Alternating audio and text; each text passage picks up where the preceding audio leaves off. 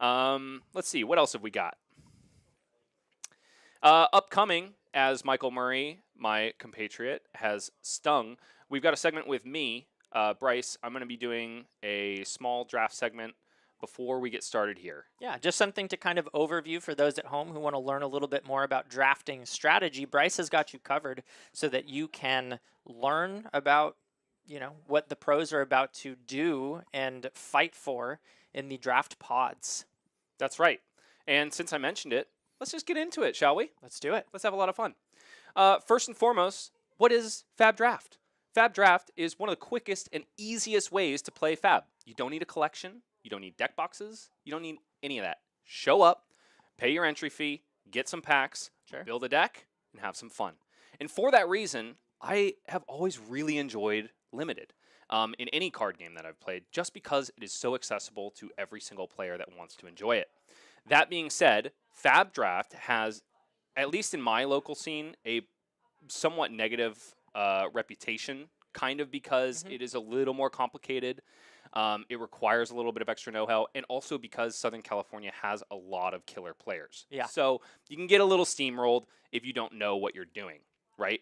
My objective in this segment is to provide a couple tips and tricks that you can take or leave that might help you improve your game a little bit, win a couple extra games, and most importantly, leave the intimidation behind when you want to go do a draft armory. We want more people to show up to these events. I personally do, because I like this format, and I want more people to be engaged with it. So, first up, biggest piece of advice I can possibly give to you is to know the packs. Yeah. Because if you know what is in the packs, you know what is missing from the packs. And that's the only way to understand what the rest of the people at the table are doing. It also helps you find your lane. Find out what heroes are open, what heroes are closed, and formulate a deck that is going to contend with the rest of the pod. So I see there's a pack breakdown on the side of the screen here. Can you tell me a little bit about that? Where does that come from, and how do we understand this breakdown? Absolutely. There are a couple good ways to access this pack breakdown. A lot of Discords kind of kick it around. I believe the purple Discord will usually post it with each set. Furthermore, Team Runaways has a fantastic tool. If you haven't heard of it, it's they have a draft queue set up on their channel, which ports directly to a site called Draftmancer, which is typically a Magic-centric site.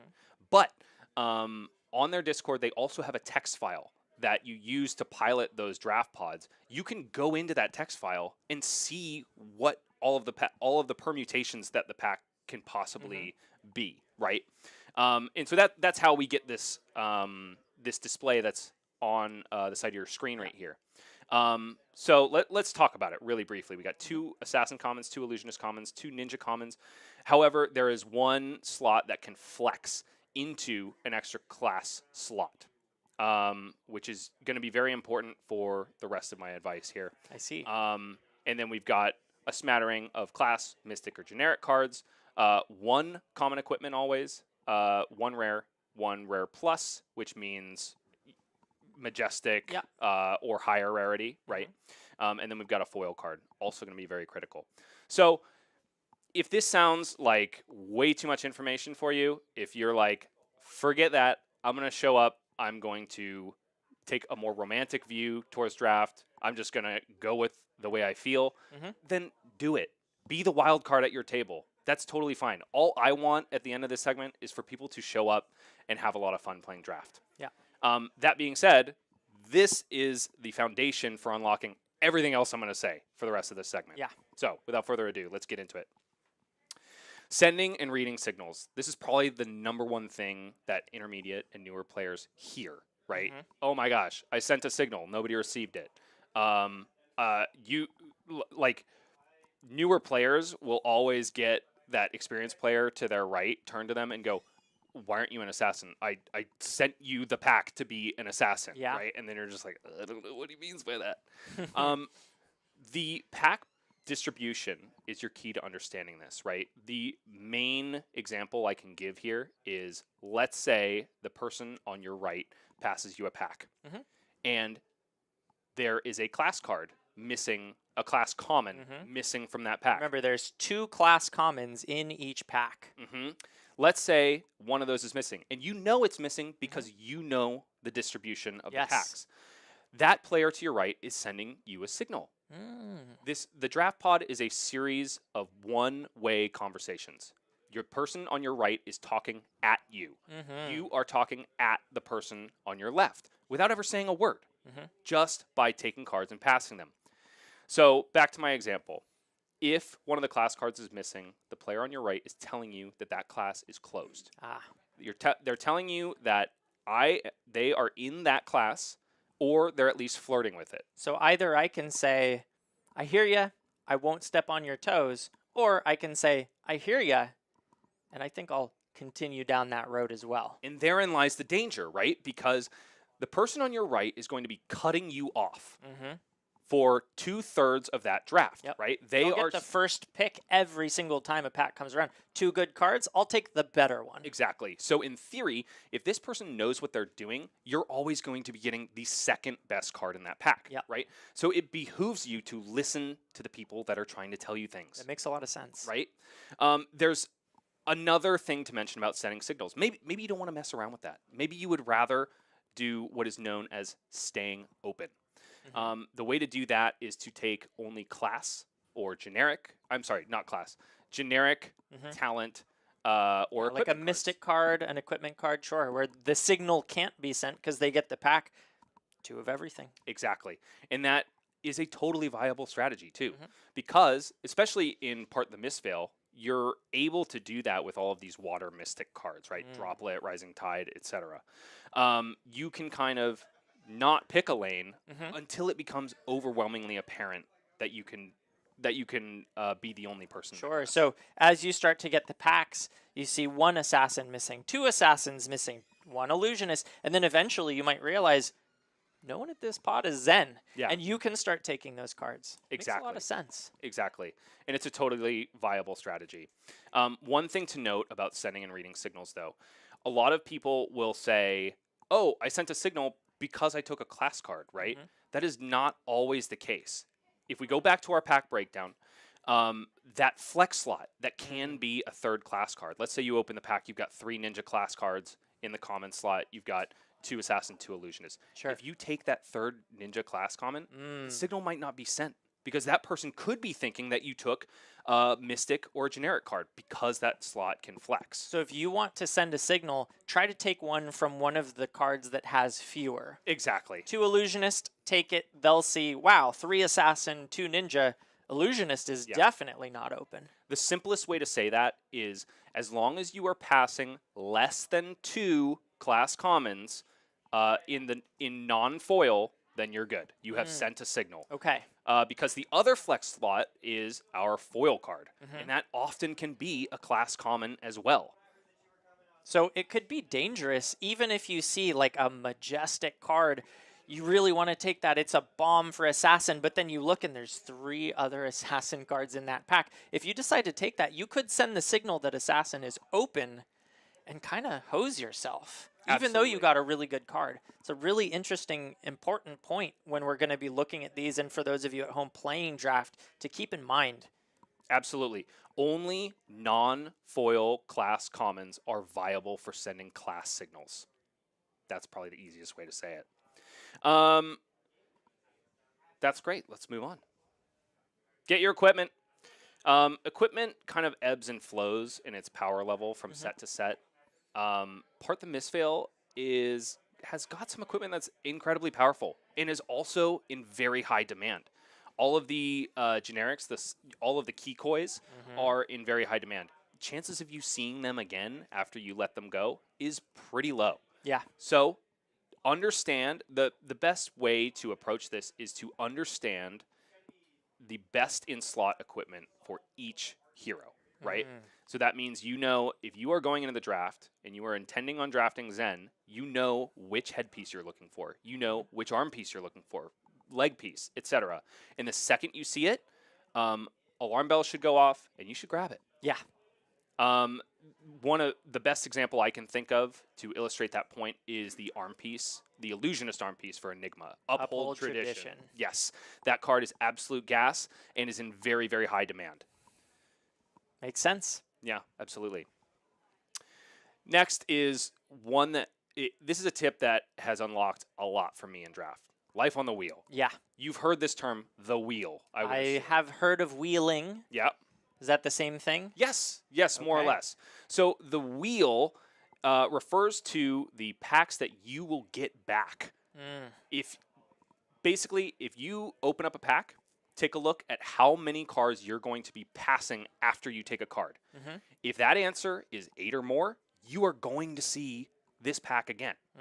And this is super important to note because no matter what you do, those wheeled cards are going to end up in your board somehow. So it helps you plan on finding that open lane. Basically, if I am thinking about taking a class card from that pack, I should also be asking myself, which of these cards will come back to me and will fit into my game plan? Namely, these are blue block 3s, or one of the ones I like to think of is the red evasive leap, which is in pretty high demand but can wheel sometimes. Bottom line, you don't want to hamstring yourself into having less than 30 cards, right? You basically, if you have a full equipment suite, you only have 8 cards that are going to go into your sideboard.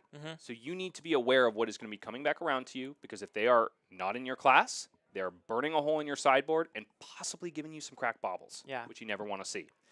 Do you think that paying attention to the wheel is more, equally, or less important from pack 1 to pack 3? That's a really interesting question. It is most important, I would say, in pack 1, because that is the moment where everybody's choosing their lane, right? If you, for example, one of my favorite examples is I was drafting a KO deck in heavy hitters. My first pack had a red Wild Ride and a red Bear Fangs in it. Pack 1, pick 1. I took the Bear Fangs, and I saw the red Wild Ride on the wheel, and I said, nobody's in KO. This is all for me. I knew I had a wide open lane to continue what I wanted to do. Wow. Right? So just to play devil's advocate, pack 2 and pack 3, it's more important to understand basically which cards are going to come back to you for your deck. It's less about picking a lane and more about determining like whether I need to take a blue card here or a red card here, because I know I will see one on the wheel or not. One really interesting example I've seen of pros during my own research and learning about draft was there was a power pick for Illusionist and another power pick in the form of an equipment. It was actually Uphold Tradition. But one of the things that they had realized was that it was really likely for the other Illusionist to have already gotten that equipment. So they hedged and went with the power pick, hoping that they had already gotten the arm piece so that they could see it again and put it in their deck. And unfortunately, they were wrong in that case, but the thinking was there, and they explained why they would choose the card that was maybe actually a little bit worse, because there's no way they're going to see that card again. They might see the arm piece again. Yeah, absolutely. And this is something that can kind of develop over time.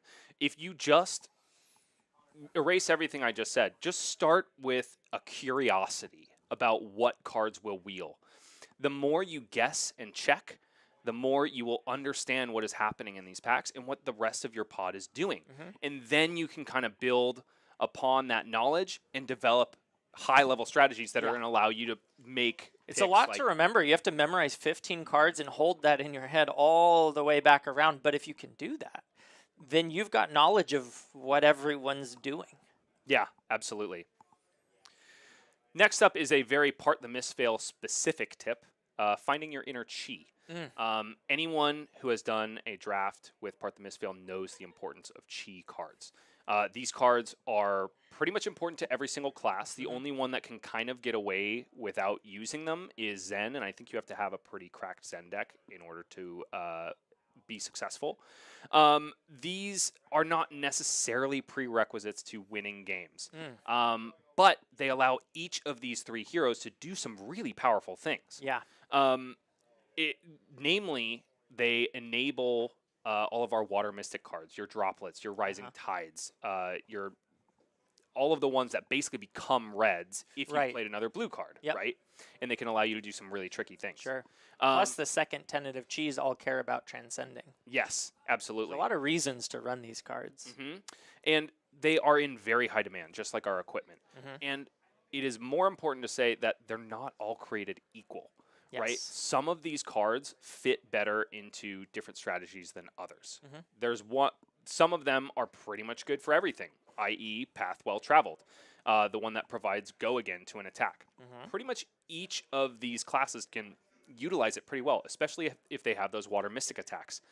One that you'll see on the wheel a lot is a drop in the ocean, because that pretty much only jives with Enigma. Yeah, I think you meant droplet. The -1, is that, I think, is it a drop in the ocean? In the ocean, Okay. yes. Droplet is the 0 for 2 that becomes My a 4. fault. My yeah, fault. no, it's Yep. all good. So a drop in the ocean pretty much only fits into Enigma decks, and not all of them at that. Enigma much more cares about ones that have no condition. Right. It's very dangerous to have a card that needs something to happen in order to be able to play it. If that thing doesn't happen, you can't play it. Exactly. And you want to be able to play these cards to transform them into inner chi and to enable super powerful things with your hero ability. So let's go over some general numbers for the amount of chi cards you want in each one of these classes. Zen, like I said, can get by with 0, but I think in general you'll want to be hovering around 2 to 3 to enable some really wide turns to push damage through your opponent's defenses, because there's a lot of defenses in this set. Yeah.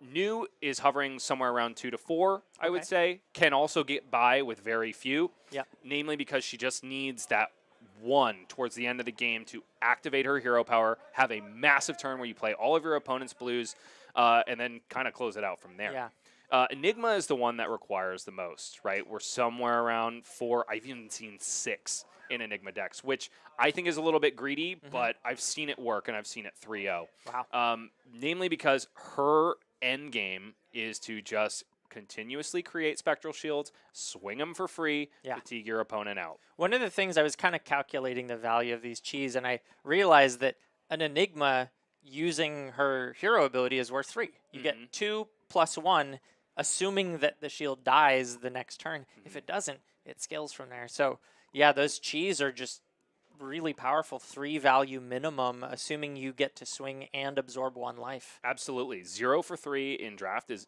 not a bad shake.